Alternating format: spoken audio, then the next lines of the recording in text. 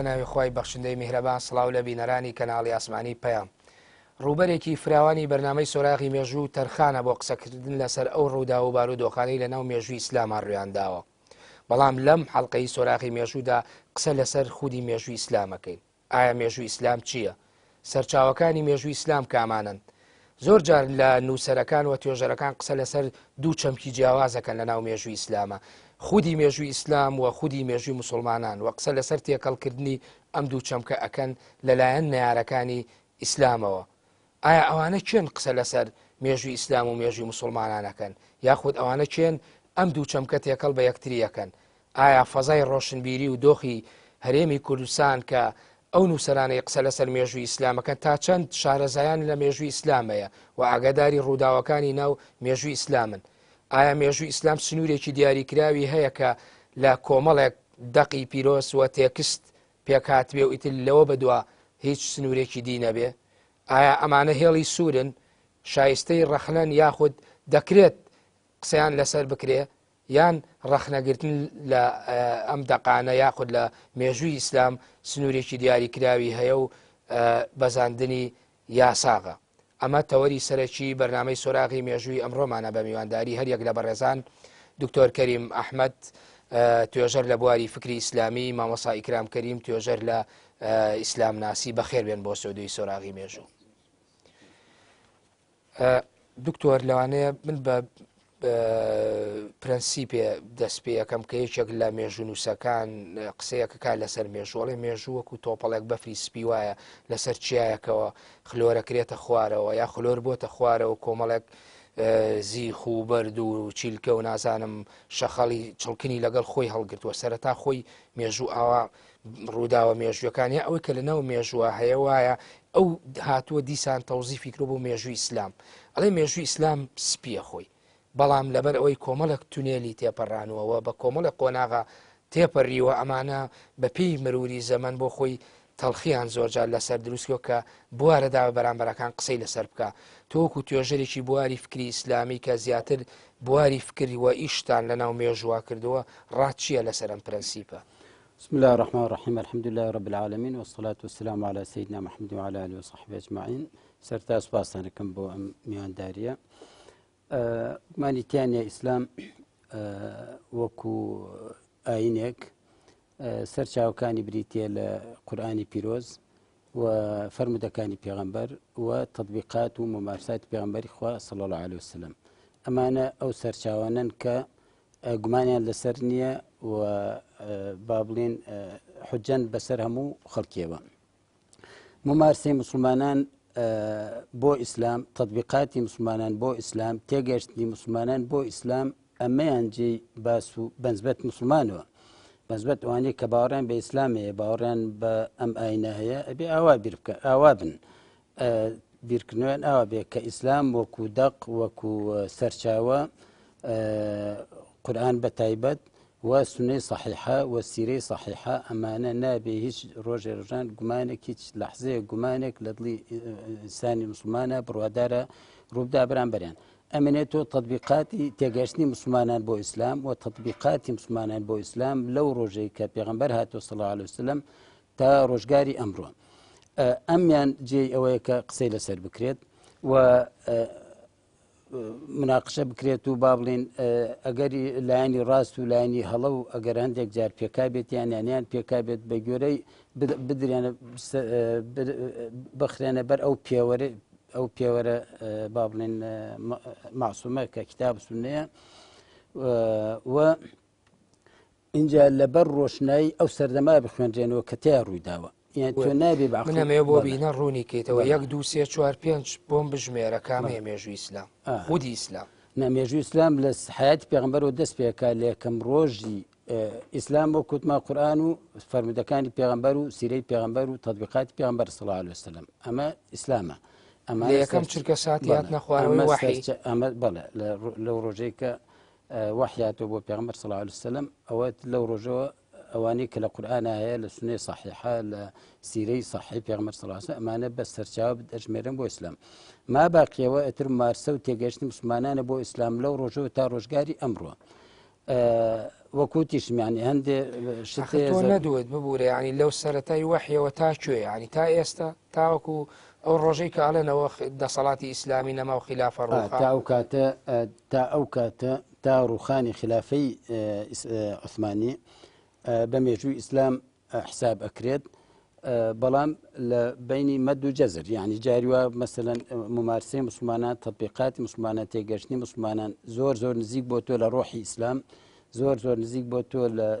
تعالیم و ڕێنمایەکانی ئیسلام و هەندێک جار زۆر دوور کەوتوتۆ بەڵام سەرجەم ئەگەر دەرەنجامەکەی بخوێنی تۆ دەرەنجامەکەی حساب بکەی بە پێی کۆمەڵێ پێوەەر یان تۆ بۆ هەڵسەنگاندنی هەر نظامێک بۆی حکمی بەسەرابێ ئەمە ئیسلامیە یا ئیسلامینیە یا ئەلمانیە یا مەسیحەیە چیە تۆ ئەبێ کۆمەڵێ پێوەرتە بێ نابێ بێک پێوەەر حکم بی ئەبێ کۆمەڵی پێوەرتەوێت لەسەر ڕۆشنای ئەو کۆمەڵە پێوەرە دەرئەنجامەکەی دەرەهێنی لە دەرەنجامەکاڵێ ئەمە تعبیر لە ئەمە حکمێکی ئیسلامیە یا ئیسلامینیە یا ئەمە ئەچێتە قاڵبیەوەی بخێنە ناو مێژوو ئیسلام و یا نەیخ بۆ من بە دیوێکی ترانەیە لەم یعنی کە تۆ دایانەی هەتاوە ڕۆژی بۆ منە ئەخیر دوایین ڕۆژاڵێ لە 24 پێم وایە 24 1924 لەو ماوایە بە تەحدیدی کە لە ڕووی بە تەواوی تر خلافەتی دەوڵەتی عوسمانیە ڕوخێ ئەمە ئەگەر ناو بنرێ مێژووی ئیسلام بەو دیوای بڵێن ئایا ئەمە شایستە نیە ڕەخنا بکرێ شایستی ڕەخنە نییە با لەکم لەحسۆ پێموتی تێگەشتی مسلمانان لە دوای پێغمبەرەوە حتا لە کاتی پێغمبەر تێگەشتی مسلمانان ممارسەی مسلمانان پراکتیزەکردنی مسلمانان بۆ ئیسلام جێی سەرنج و ڕامانە لەو ڕۆژەوە تاکو ڕۆژگارێن بڕوە ئێمە بیرمان نەچی یان هەندێک شتێ پێوتێ مێژووی سیاسی ئەوەی کە باسمان کرد خلافەی عوسمانی ئەوە مێژووی سیاسی مسلمانانە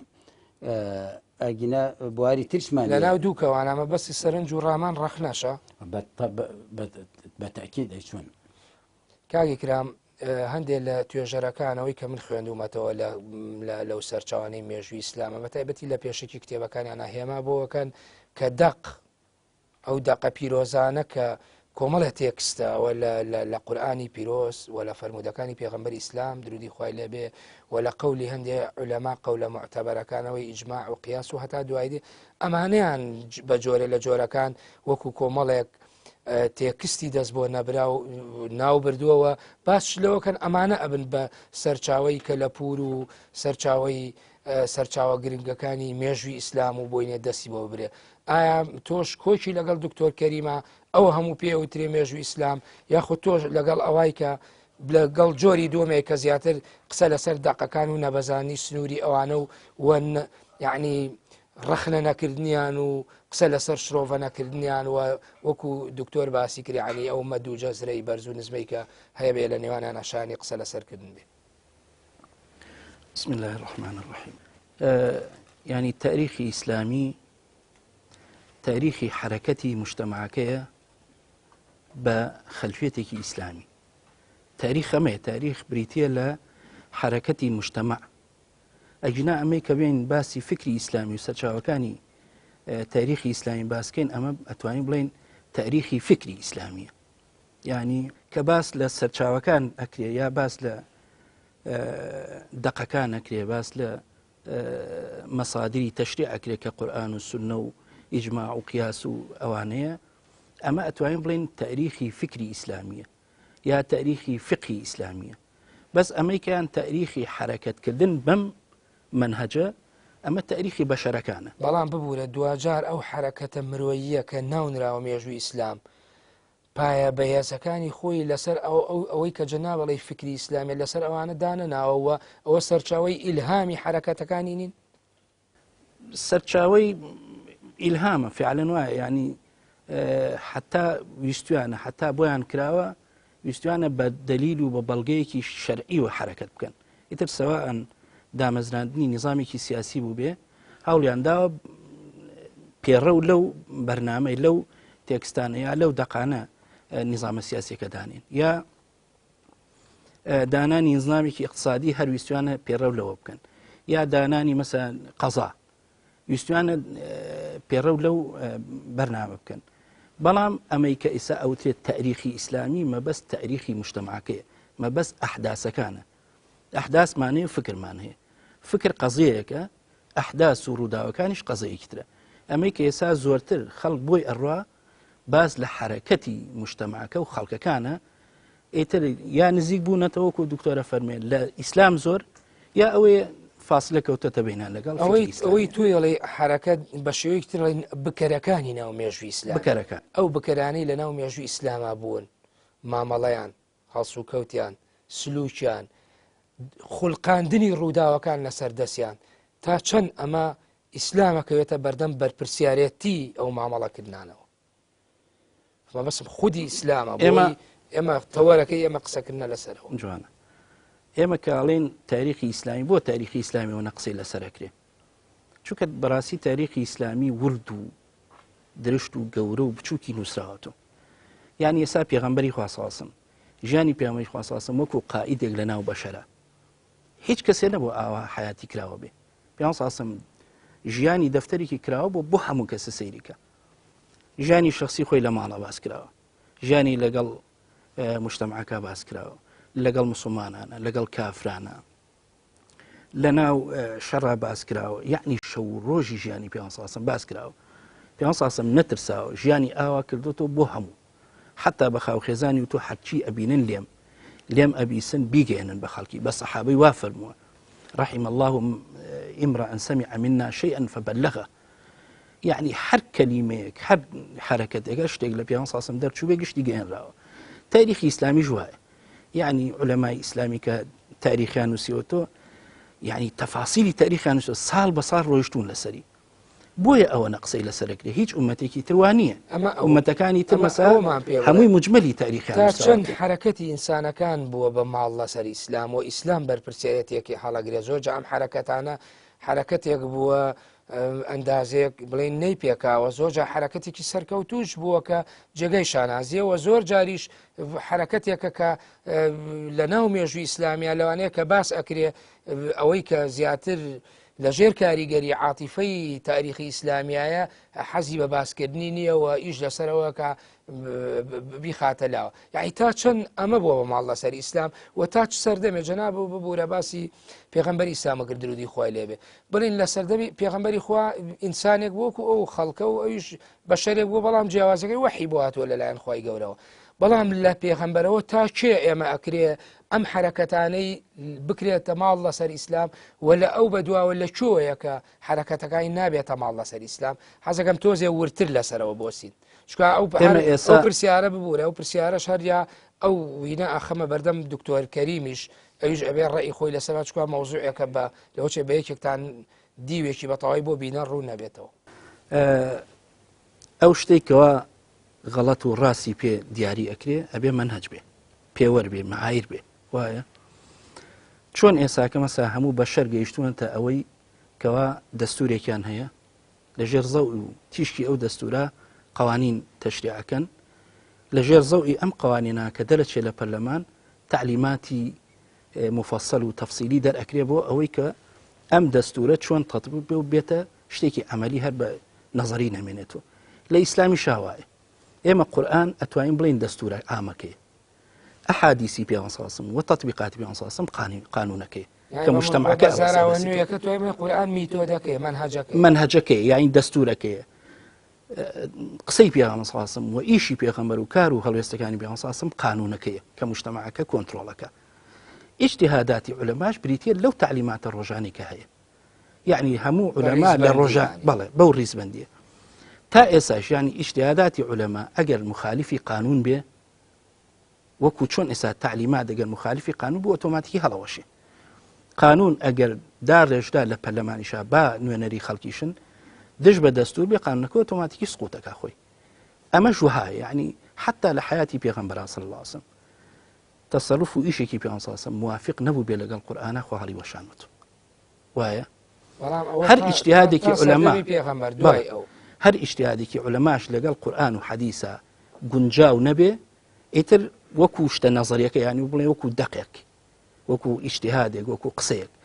ئیتر وەکو حرەکەتێکشی لێ دروست بووە هەردووکی هەم ئیجتیهادەکە هەم حرەکەتەکە ئەگەر لەگەڵ قورئان و حەدیثە گونجاو نەبێ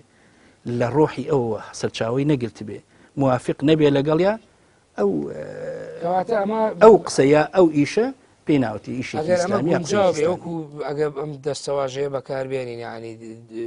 ئەم تەشبیهات یعنی بە جۆرێ لە جۆرەکان وەکو پێوانەکەی لێدەوەی جەناب و باسکری ینی هەر شتێک بەو پێوانەیە نەبوو ئیتر ئیسلامی نییە. دەرەوەی ئەو معادلەی ئەو میتۆدەی کە جەناب و لەسەری باست کرد. ینی ئەمە پێی ناوتێ قسەیەکی ئیسلامی یا ئیشێک و حرەکەیەکی ئیسلامی یا با بڵێن حەدەسێکی ئیسلامی. دکتۆر کەریم ئەگەر لە پرسیارەکە جەناب و پرسیاکەم ئاڕاستی مامۆساکە نامێت دووبارەی کە مۆبزام جەنابیش دیسان بۆ چوونەکەی ئەو دەوڵەمەنەکە یا بۆ چوونێکی ترەیە دەوڵەمەند یەکەم چون قسەکەی متفقم لەسەری بوونی پێوەرێک بوونی منهەجێک ئەساس بووە بۆ گێڕانەوەی هەموو ڕەفتارەکان هەموو تێگەشتنەکان بۆ ئەو پێوەرە. خوا فەرمێ یا أيها الذين آمنوا أطيعوا الله وأطيعوا الرسول وأولي الأمر منكم وإن تنازعتم في شيء فردوه إلى الله والرسول. ئەمە و مەنەجەیەکە کاکرام ئاماژەی پێدا لە تاریخ ئیسلامیە طبعا خصوصا لە بواری سیاسیە لادان زۆر ڕوویداوە بەڵام گرنگ ئەوەیە تا چی حدێک عولەما کە تەمسیلی ئەو مەنهەجە ئەکەن کە تەسویب و با بڵێن ڕاستکردنەوە یا با هەڵەدانانی ئەو ئەرکی سەرشانیان ئەوەیە لەسەر ڕۆژنایی مەنهەجەکە دراسی ئەو شتە بکەن گرنگ ئەوەیە عولەما تاج حدێک ڕایان لەسەر ئەو شتە بووە. ئەو کاتای بێ بە ماڵ لەسەر ئیسلام هەموو شتێک ئەو کاتای بێ بە ماڵ لەسەر ئیسلام ئەگەر بێت و عولەمای ئیسلام هەر شتێک هەر کەس هەر ممارسێک هەر تێگەیشتنێک هەر شتێک کەسێک کردبێتی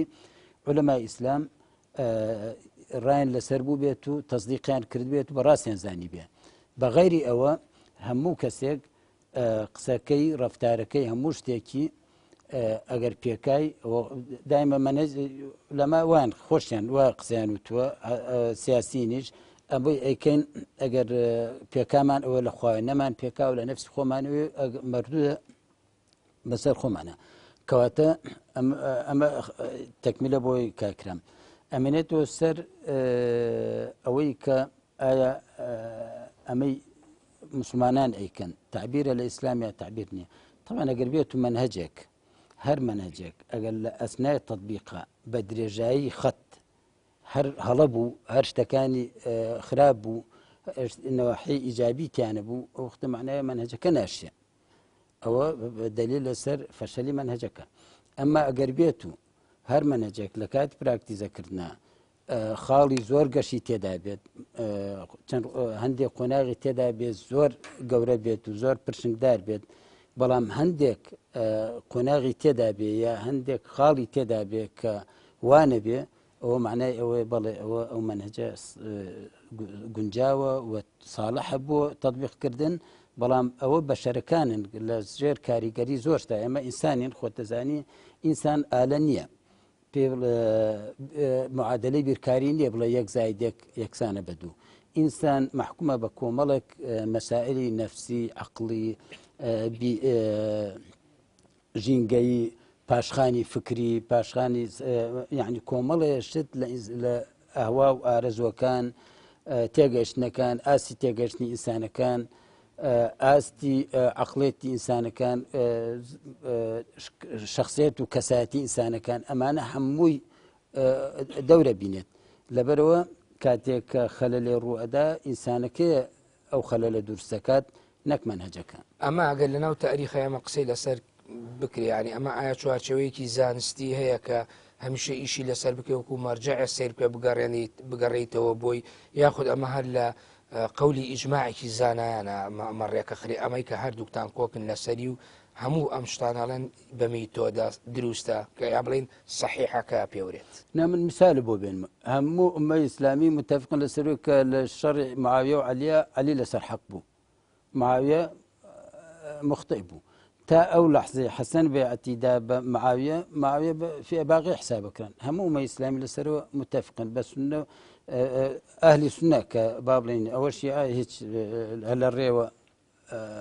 بەڵام ئەو ڕیوایەتە جیازانەی لەناو مێژووە قسەی لەسەرەکە هەر ئەگە ئێمە نەچینە ناو وردەکاری ئەو ڕووداوانەوە ئای بۆ ئەو ڕووداوی کە باسی عەلی و معاویەکەی یعنی زۆر ڕیوایەتەیە و زۆر گێڕانەوەی مێژوو نووسەکان هەرخۆشیان هەندێکیان کۆگنین لەسەرەوەی کە کۆدەنگ بن لەسەر ئەوەی کە حەق لە لای کێیەکە یا ئاڵەن کێ پێکاوێتی هەچەند ئەو پێوەرە هەیە کە کاتێک کە باسی ئەوە کرێ کە ئەو ناکۆچیانە دروست بووە لەو سەردەمەدا ئەندازەیەک هەردوو لە یعنی بە جۆرێ لە جۆرەکان خەتەئێک هەبوو هاتۆتە پێشەوە و یعنی نەیانتوانیوە بیپێکن و بیهێنەدی ئەنجامەکانی بەڵام ئێستا جناوەنە بازەوەکەی من نەگناو بڕوەرەگرم و ئەگەڕێمەوە لا دووەڵامان بەرەوە بینەرانی بەڕێز و خۆشەویست ناوبڕێکی کورد وەرەگرین و گەڕێنەوە لاتە.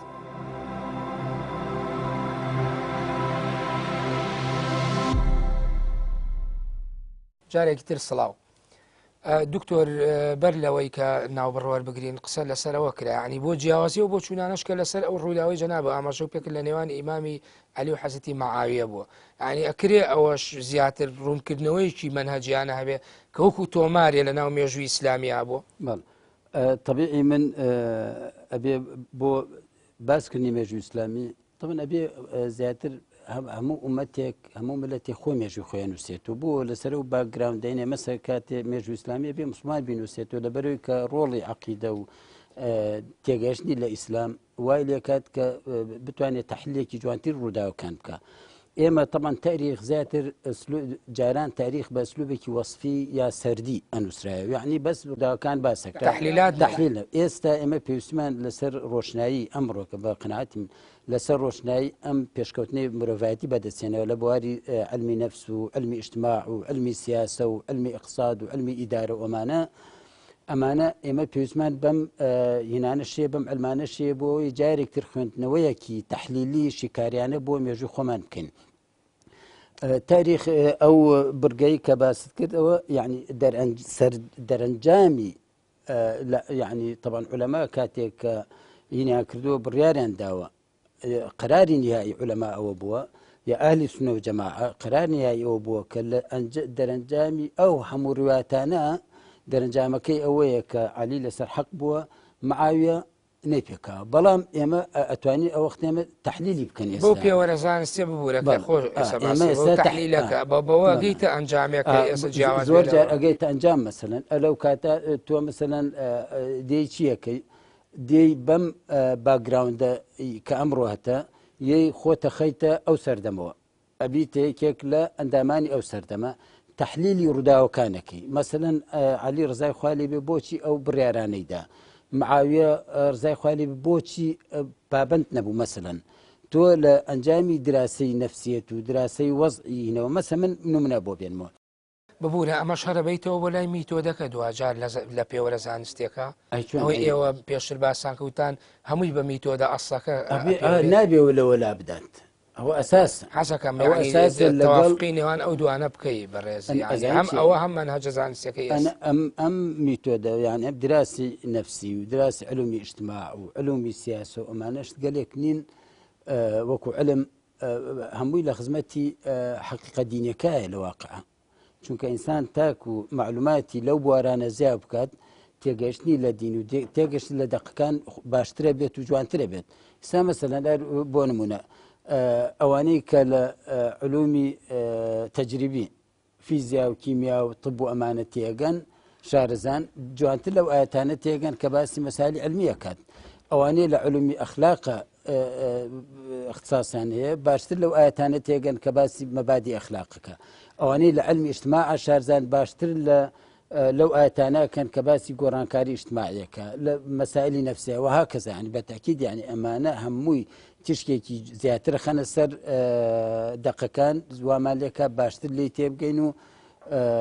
ڕوئەکەمان وازەحتر بێ جا لەسەر ئەمەی کە باڵێن ئەم بەرگە مێژووی کە زۆر نارانی ئیسلام زۆر تاکیدیەکەنە سەرەوە مستەشقەکان لە سەردەستی مستەشقەکان دەست پێ کرد دوای لە سەردەست تەلەبەکانیان ئەمسال تا حسێن و ئەمانە کە کتێبی فتنای کوبرای نووسی حوسێن ئەحمەد ئەمین مەسەلەن کە باسی جیلی سەحابە کات و ڕەخنیان لێگرنوونەکەن ئەمانەی کە تەرکیزیان کرد سەر ئەو سەردەمەن هەوڵیان نەداوە دراسەیەکی واقعی هین بکەن جا من وتم مەسەلەن تۆ کاتی دی مەسەلەن باسی سەیری لێ ئەمێنێ بۆچی مەسەلەن ئاوا تەخوازی کە خۆزگە مەعاویە مەسەلەن پابند بواە بەو بڕیارەوە بەس ئەگەر بی دراسی وەزعەکە بکەیت تەحلیلاتێکی بۆ بکەیت تەحلیلاتێکی نەفسی ئەگەر بشی شوبهێنین من نمونەیەک لە واقعەوە پێ بڵم ئێستا وەزعی ملەتی کورد هەستیارترین وەزعە وانە 100 ساڵی تر ملەتی کورد بێت دراسی ئەم واقعی ئێمە بکات و ئەم سەختەی نێوان ئەم پارتی و گۆڕان بخوێنێتەوە یا پێشترش بینی یەکێتی و پارتی مەسەن بخوێنێتەوە لەم سەردەما مەسەلەن بەلای زۆر سەیرە ئاواتی ئەخواست مەسەن ڕخنەیەکی زۆریان ئاراستەکات بەڵام ئەوەی لەم واقع ئەجی ئەمڕۆکە مولابەساتەکان شتەکان ئەبینێت ممکنە مقدارێک پاساویان بۆ بێنێتەوە بەس ئەلوێ پاساو نایێنێتەوە لەبەرەوە ئێمە بێ یانێ گەرمانی منهجیانە لە مەسەلەکە تێبگەین ئەبێ منهجێکی تەحلیلی اینجا ئێمە ڕوایەتی جیاوازمە جۆرا و جۆرمان بەس بە تەواوی کەمێک لەحزێک ڕوایەتی جۆرا و جۆرمان بۆ ماوەتەوە ئەو ڕوایەتانە چۆن هینە هەڵە سەنگێنی ئەبێ کۆمەڵی پێوەرت پێبێ بدایەتی پێوەرەکە منهجەکەیە کە کتاب و سنەیە کە مەبادی ئیسلامی عامە اینجا لەسەر ڕۆشنایی زانستەکانی تر ئێمە ئەتوانین بگەنە نەتیجەیەک تێدا. بەڵێ کاکی کرام مەسلەی ئەگەر نەچمەوە سەر پرسیارەکەی پێشووە نەچمەوە سەر ئەو پێشێکی کە باسم کرد لە پرسیاری سەرەتا باسی ئەو نمونەی مێژووی ئیسلام کردوەکو تۆپەڵە بەفرەکەی هێناوێتی و یەکێ لە ئەکادیمیە مێژوونوس ئەکادیمیە ئیسلامیەکان باسیەکە یعنی ئایا ئەم ڕووداوانەی کە لەناو مێژووی ئیسلامە هەیە و ئەو حاڵەت و هینانەی کە دروست بووەتیە شتێکەیە کە ئەگەر لە نێوانی دوو کەوانە بەکاری بێت زۆر جاناوەندێ پەڵە یا خاڵی ڕەش یا مێژووی بۆ نەجاری وایوتێ مێژووی شمشێر و مێژووی سێبەری شمشێر و مێژووی خوێن ڕەشتن مێژووی تاریک سەدەکانی تاریکی یعنی ئەمانە هەموو پاساوەدەن بەمانەی کە ئەوترێ بەرامبەر بە ئیسلام یا ئەگەر بەو پێوەرە زانستی دیسان بچینەوە سەری بپێورێ ئەوەی کە پێوتێ ڕوودا و لە مێژووە تۆمار کراوە چۆن مامەڵەیەکی لەگەڵ ئاکرێ و ئەگەڕێیتەوە بۆ ئەو قۆناغا کە دکتۆریش ئاماژەی پێکەی زەمینە و دەرفەتی ڕەخسانی ئەو دۆخە هێنیتەوە ناو ئێستا تاوەکو قسەی لەسەر بکرێت. فەرق لە بینی دوو شتا بکەین ینی لە ڕاستە فەرق لە بینی ئەوە کە ئەمە تا چەندێک ئەم حەدەسە ئەم ڕووداوە ئەم مەقتەع مێژوویە لەگەڵ ئیسلامە وەکو سەرچاوە ئەگونجێ و تا چەندێک گونجاوە لەگەڵ ڕۆژگار و ئەو سەردەمەی کە هەبووە ئێمە ینی وەکو عەرزم کردی شارتێکم پێیا تاریخی فکری ئیسلامی بریتە لە ئەم شتانەی کەوا ئیشە و لەسەر نەس کراوە بەڵام تاریخی ئیسلامی بریتە لە سجلی ئەحداس کە لە ژێر زەوئی ئەم فکرە ئیسلامیە ئەم معلوماتی ئیسلامیە کراوە ئێمە تاریخی ئیسلامی لە ڕاستە وەکو عەرزشم کردی لەبەر ئەوەی زۆر قەرەباڵخە لەبەر ئەوەی ورد و درشتی نووسراوەتەوە بۆیە ئەوە نەملاحەزات هەڵئەگرێ تاریخی هەر ئومەتێک ئاوا بەو تەفسیلە بنووسیتەوە هەزاران و سەدان ئەوەنە ملاحەزە هەڵەگرێ و نەقد هەڵەگرێ خۆی تاریخ چۆن نووسراوەتە لە ڕاستیانی ئەمەی کە تەبەری نووسیوێتی بە دوایە کە مێژوو نووسانی تری ئیسلامی لەسەری ڕۆیشتون هەموو ئەمانەکە زۆرتر یعنی احتیمادە هەر لەسەر ئەو تاریخی ابن خەلدون و ابن الأثیر و ئەوانە هەر مختصرێکە لە تەبەری خۆشی لە پێشێکی کتێبەکە هەر باس لەوە ئەکاڵە کە شتێک ئەگەر نەپێکرابێن بێ نابێ بەوەی کە ئەمە ماڵ لەسەر زۆر جوانە یا حەقەتەن ئەمە قەزەیەکی یانی ئەمە وەکو چۆن ینی ئینسان نمونەیە بێنێتەوە بڵین لەم بازاری سلێمانە شتی ڕووە شەڕێ لە جادەی مەولەی ڕووە دوایی هەرچی ڕۆژنامە نووسە ئەڕۆن ئەچنە سەر حەدەسەکە هەیە لەگەڵ حەدەسەکە حازرە بێ هەیە دوای حەدەسەکە هەیە چەند ڕۆژێ دوای حەدەسەکە قسەیەکە مقابلاتەکەن و خەڵک ئەدوێنن ئەمە چۆن ڕوویە لە بینی کیا بوو کێ حەق بوو کێ ناحەق بوو هەموو ئەمانە ڕۆژنامە نووسەکان ئەینووسن هەر یەکە و تەقریرێ من لە فلانم بیست ئەو لەوە یا وەسیقەکەی پێ یا وەسیقەی پێ ئەمە دوای هەمووی ئەچێتە ناو سجیلێ بەم سجیلە ئەوترێت تاریخ دوایی عولەمای تر ئەبێ بێن قسە لەسەر ئەم ڕیوایەتانە بکەن ئەڵێ ڕیوایەتی فلانە تەلەڤیزیۆن بەخوا قبول نییە چونکە کونە درۆیە مەسەلەن وایە ڕێوایەتی فلانە کەس ڕاستە چونکە زۆر دقیقە لە ئیشەکانێ فلانی تر بەخوا هەر ئینسانێکی منحاز و با بڵێن لایەنگری فلان و فیسارە خلاصە ئەگەنە ئەوەی کەوا ئەم ڕیوایەتیان صحیح ئەوانی کە هەمووی یا مبالغات یا ئەو شەخەڵەیە کە جەنابەت باسێکەی لکاوە بە قەزێکەوە تاریخی ئیسلامی ژوا بووە ئەم دەرەنجامە ببوورە ئەم دەرەنجامەی کە لە نەتیجەی ئەم نمونەیە ناتەوە هەموو دەرەکەوێ ئایا مرۆڤ یا ئینسان یا ئەوەی کە پێوتێ لێکۆڵینەوەی زانستی مافی ئەوەیە حکمی ئەوە باکە پێشتر باسم کرد ئەو شتانی ئەو مافەیە حکمی بەسەرا بدا بە دڵنیایە یعنی چی ئێستا ئێمە هەر لەناو من ئیشارەتم دا کە پیاوە ساسم ئیشێکی کرد بێ ئەگەر موافق نەبوو بێ بە دەستورە کولێکە کە قورئانە خوا گەورە ڕایگرتەوە ئیشە چەندەها میسال هەیە لەسەرەوەی کە پیاوە ساسم ئەو بڕیارە عامەی بۆ نەگە شتێکی عام بەسەر تاریخی ئیسلامیا بۆ مەڵێ لەناو مێژووی ئیسلامە مێژوویەک بۆ مێژووی داگیرکاری بووە بە ئێمە داگیرکاری ئەمە جارێ یعنی ئایا ئەم شتە عام و تەعمیمە ئێمە ئەگەر وترا چۆن مامەڵی لەگەڵاکەین و ئەو پێوەرە زانستیشی جەناب کەڵی شتێک هەڵێنجێن و لە نەتیجەی شیکاریە کادەسەکەی ئەوە چۆن مامەڵی لەگەڵاکەین ئێمە ینی ئەمە زوڵمێکی زۆرە لەسەر لە تاریخی ئیسلامیە کە مێژووی داگیرکاری بۆ و داگیرکردنی وڵاتان بۆ تاریکی بن یعنی ئەمە نە تاریخ ئەمە ئەسەلمێنێ نە دەقەکان ئەمە ئەسەلمێنن نە ئەمڕۆژ ئەمە ئەسەلمێنێ خۆ ئەمە ئەبێ ئێمە شایەتمان طبعاً بۆ هەموو مەبەستی ببوورە بۆ هەموو کایەکانی بوون بۆ مەسلەی ستەمکردن لە ئافرەت بۆ مەسلەی مافی مرۆڤ بۆ مەسلەی یەکسانی نێوان ئینسانەکان بۆ هەموو ئەمانە ئێمە یعنی یەک پێوەر هەیە پێوەرەکەمان وتمان جارێ ئەمەی کە بڵین ئەمە بیکەینە ماڵ بەسەر ئیسلامەوە ئەبێ موافق بێ لەگەڵ دەستورەکە و قانونەکە حتا ئەگەر ئیجتیهادیش بێ کە مەسڵێکی ترە با بڵین دوای ئەمانە وەکو تعلیماتی با بڵین ڕۆژانە یا سەردەم کە دەرەکرێ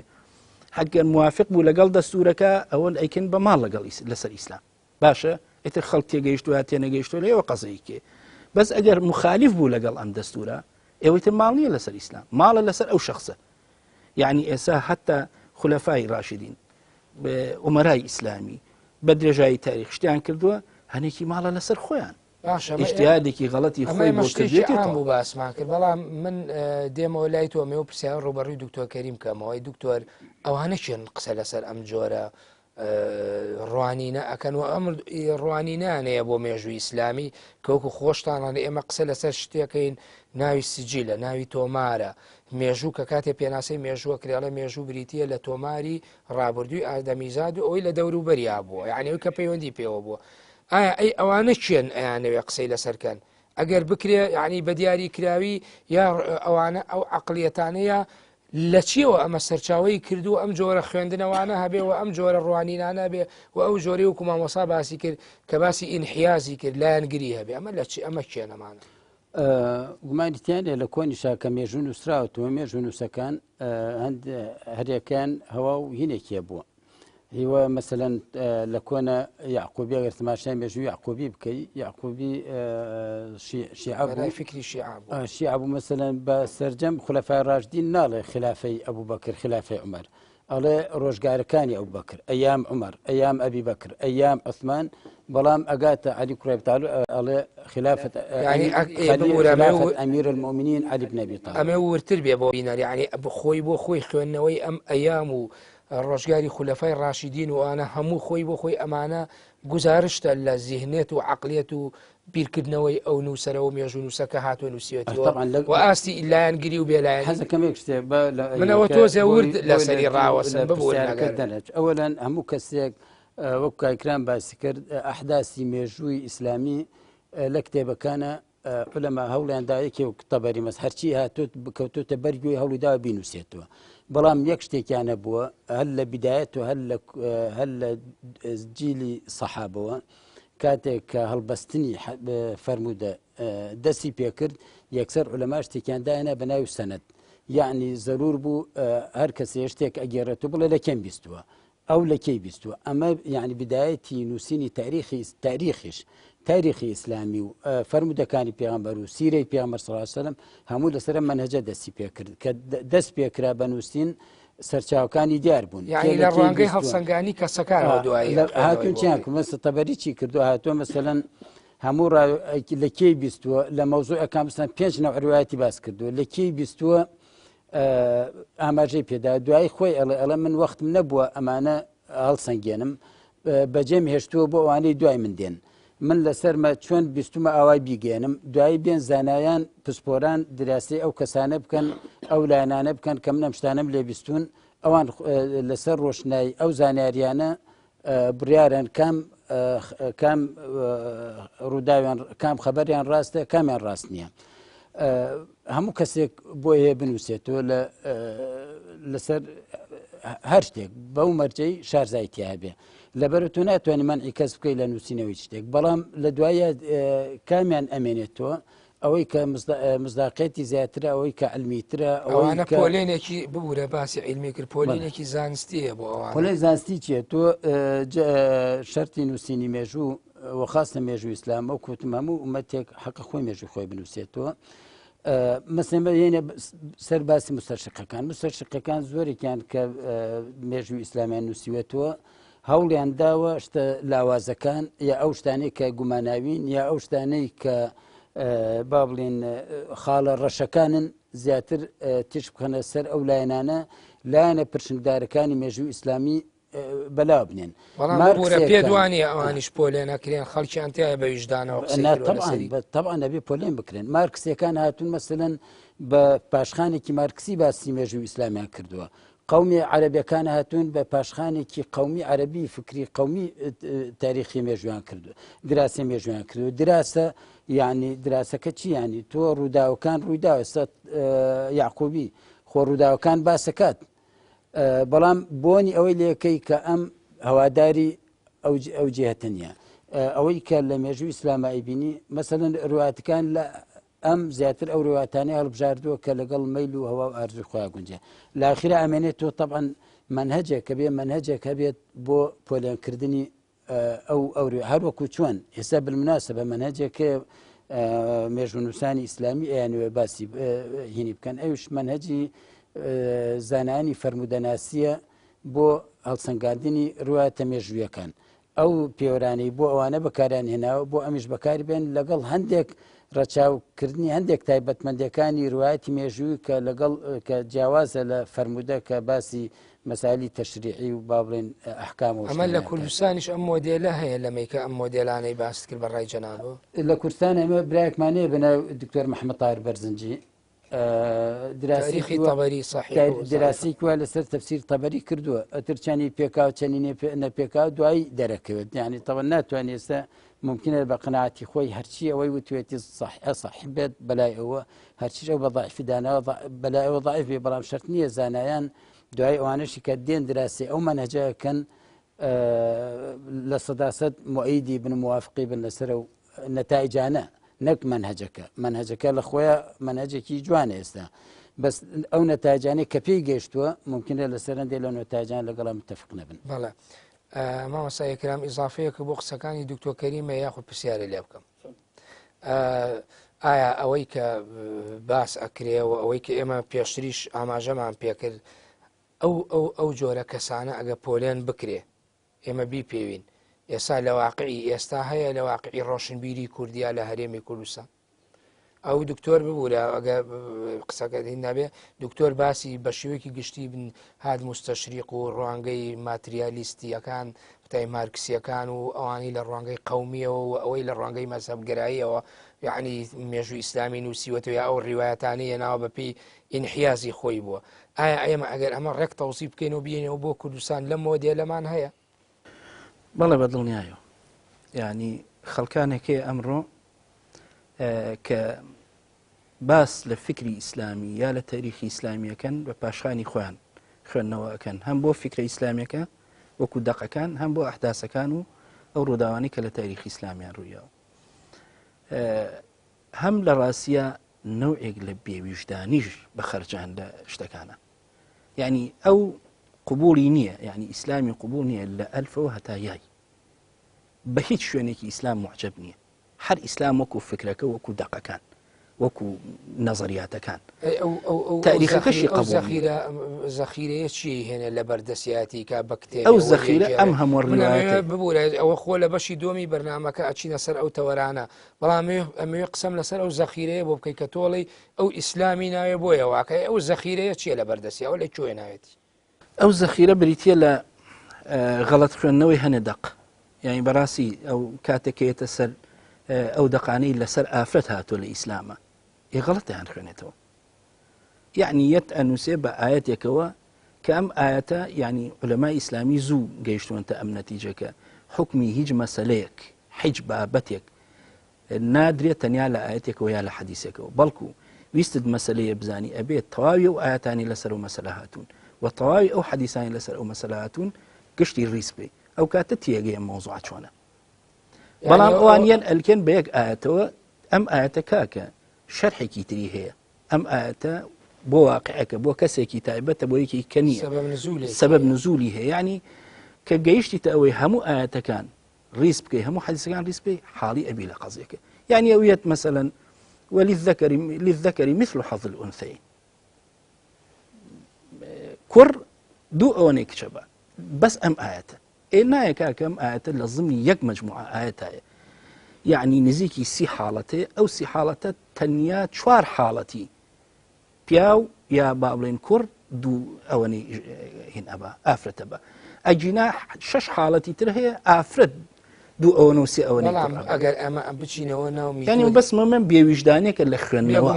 ئێمە ئەگەر بچینەوە ناو میتۆدی ڕەخنەی لە ناو مێژووی ئەوەی پێوتێت تۆماری بۆن مێژووی ئیسلامە ئایا ئەمەش لە چوارچەوەی کەسێکەوە ئیجتیهادی کەسێکی تر وەڕوانینێکە وەرناگیرێ یا یەکسەر ئەو وێنەیە بۆ ئەداشەیە ئاخرێتە ئەو خانەیەوە کە ئەمە نەیارە ئەمە دوژمنە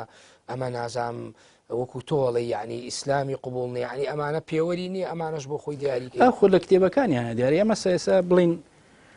یەک مجموعە کتێب لەم ساڵانەی دوای ڕاپەڕین یەک مجموعە کتێب نەقد لە تاریخی ئیسلامی و لە فکری ئیسلامی نووسراوە هەموو شێر بە ناوی خوازراوە نووسراوە ینی ئەو ناوە خوازانش خۆی بۆ خۆی گومانە دروستەکە لەوەی کە ئەمە ممکنە دەستێکی مخابرات بێ ممکنە کەسێ بێ کە بێوێ ئاشتی کۆمەڵاتیە مجتەمع بەڕاستی تێک با بێوێ جێگەی خەڵکی تر بکاتەوە بۆ خاترێ لەسەرانەوە لەوانەیە سەلمێنەری و بکە ئەمە ئیتر دیارە ڕووی ینی ڕاست نییە ئەم شتە بەڵام ئەمە ینی کابرا ئەگەر ئەمە توێژینەوەی زانستی کردو بە ناوی سەریحی خۆی بڵێ مستەوای علمی باس بکە ئیتر بۆ چێتی لە پژناوێکی خوازراوە خۆی ئینەکات و دەسەکاتە جنودان و قسەوتن بە ئیسلام ینی مەسەرن بڵین لەم ماوە کتێبێ بە ناوی ئاشو ئەمفال دەرچوو یای نووسەرێکە بە ناوی چێنەر کەس نازانێت چییە نە باوک نەدای نە هیچی ژمارەی سپاردنی هیچ نییە کەس نازانێت لەکەوە یعنی کەلتورێکی ڕق و یەکتر نەویستن و ڕق لە یەکتر هەڵگرتن و ئەمانە لە ناو مجتەمع بڵاوەکاتەوە یعنی نەقد لە خوای شەگرێ